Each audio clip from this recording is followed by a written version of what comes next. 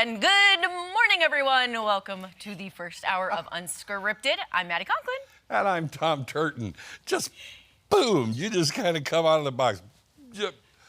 Festive. Festive. Yes. I'm bringing the sunshine. You know, this looks like it is very Grecian in the way it looks, the way it lies on the shoulders and the. You said that the last time I wore this. It does. Yeah. It does look that way. I'm just a Greek goddess. That's it. Well, good morning, everyone. Happy Tuesday. Tom, I'm sure you and Jeremy caught up, after our long weekend, but did you have a good 4th of July? Did you see your kiddos? What'd you do? Yes, and a lot of just sitting and enjoying and the normal things that everybody has to do, the chores around the house and things like that. The subdivision that I live in has a couple of cul-de-sacs. Okay. So they were full of the 4th of July revelry. Oh, yes. Yeah, a lot of fireworks and everything like that, that's fine with me. I don't have a problem with it. It's just every now and then it's quiet and then boom. Boom. It startles you just a little bit. Exactly. But yeah, it was fine. How about you? It was really good. I had my dad in town, my bonus mom, my dad's a family friend, Mark. Bonus mom. Bonus I like mom, that. and then our friend Julie. So it was a full house. I think I mentioned we had 2 additional dogs in addition to mine. Oh. My parents bring their dogs. So I'm tired. I'm sluggish, but we're going to truck on through today. Motor through any way you look at it. Exactly. Okay. So it was super fun. That's nice that you had family over and you had extra dogs and things like that. So that had to be. I don't mind having extra dogs. Extra people. No. Sometimes you're absolutely right. I'm not going to find fault in what you said there. Yeah. Did the visiting pups get along with your pups? Oh, yeah. Okay. They're like the best of friends. They're, cousins, I guess you Or could were say. they like tumble buddies bashing into everything? That too. Boxers can do that kind of stuff easily. Yes. So my parents have 2 boxers. So it was 4 boxers in the Puga household. And there was a lot of bumping and hitting and jumping. You had and a cattle leaping. ranch going there, or kangaroos or whatever they were. Yeah. Well, that sounds like. Yeah. At times it was fun. At Yes. times it's like, would you guys stop it already? Yeah. It's time for bed. Time to calm down. So, but no, it was really good. Our youngest dog, Tootsie, she hates fireworks. And I'll tell you what, my neighbors were setting off some bombs. It was shaking the house. Oh, yeah. I was like, okay, Connie and Wally, I see you. So it was, overall just really fun. They left yesterday. We were watching you and Jeremy in the morning. All right. And that's kind of, Just didn't have much to do after they left, huh? No. Okay. There's a lot of laundry, like sheets and stuff, but I don't want to do that. That's not fun. My advice. I have many years on you, so this is my advice. Burn them and buy new ones. Burn them and buy. Burn them and buy. It's less work. Easy enough? Yeah. Yeah. So next time I have a bonfire, everyone, come on over. They'll be burning sheets. That's it. Oh, all right. Well, speaking of burning, I don't know. There's no segue into this first headline. You're probably right. Probably right. I love cheese. There's the segue. I love cheese, you guys. But you might want to skip the late night cheese snack. This is just a pang in my heart. Okay, that's because science now says it could cause vivid nightmares. No wonder I haven't been sleeping well. I've been eating cheese too late at night. We won't get too scientific on you, but a study found some foods before bed could really impact your sleep. And for people with lactose intolerances and food allergies, gas and stomach pains interrupt their sleep, and that increases the chances of experiencing and recalling dreams. And people who eat healthier have better dreams compared to those people who eat junk food. Well, I could have told you that. I can eat a block of cheese and I'm not going to have nightmares. Of course, it's different for everybody, but I agree with the last part. People who eat better are going to sleep better. They'll have better dreams and things like that. Yeah. But as for myself, it's like I know I dream because we dream, but I don't remember dreaming most of the time. I don't really either. Yeah. So, do you ever have a recurring dream? I have.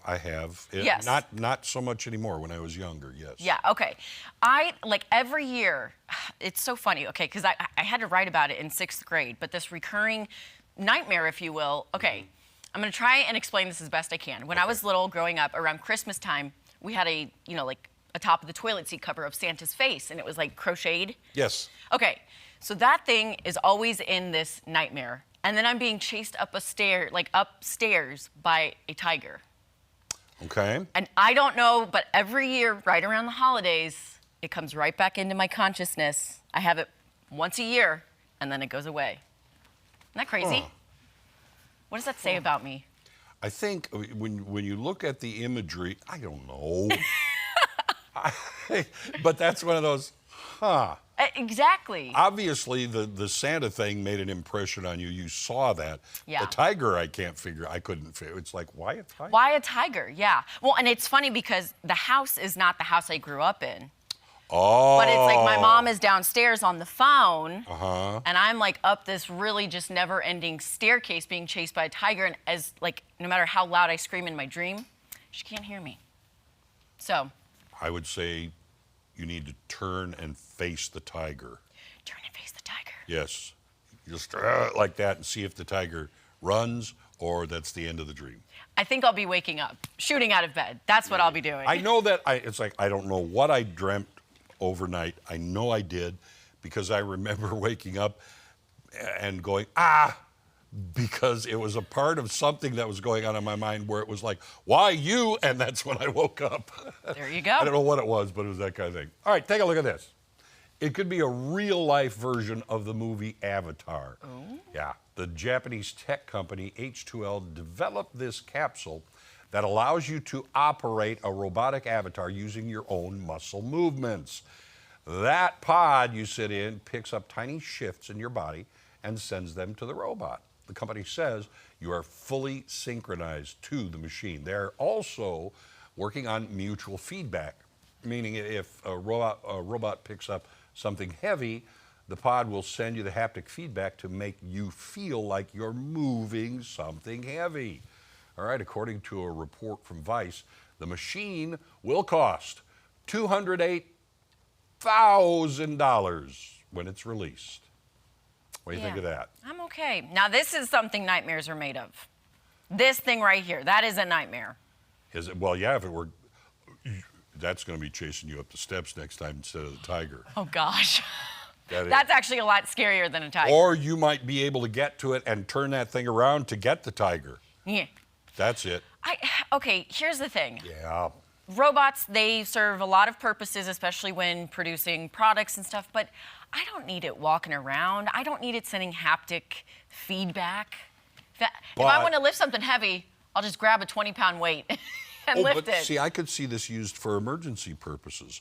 That could go into, something, a structure that's fallen down to help find people or things like that, and you can control every movement of that. Yeah. That might be great. Okay. But it's like, what do you want for Christmas? I want one of those. $208,000 later, you have something that's knocking stuff off the table all the time. Yeah, exactly. Well, what are they going to think of next? We just will never know.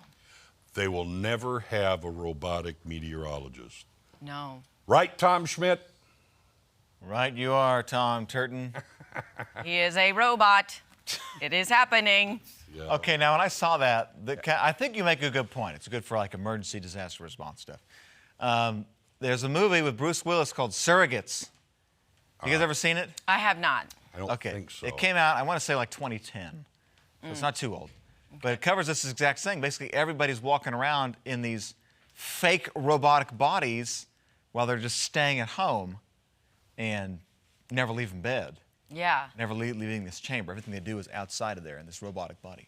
I think Wall-E was based on that, too. Wall-E. That's A the little one. bit. Yeah. So those animated people are like floating around in chairs.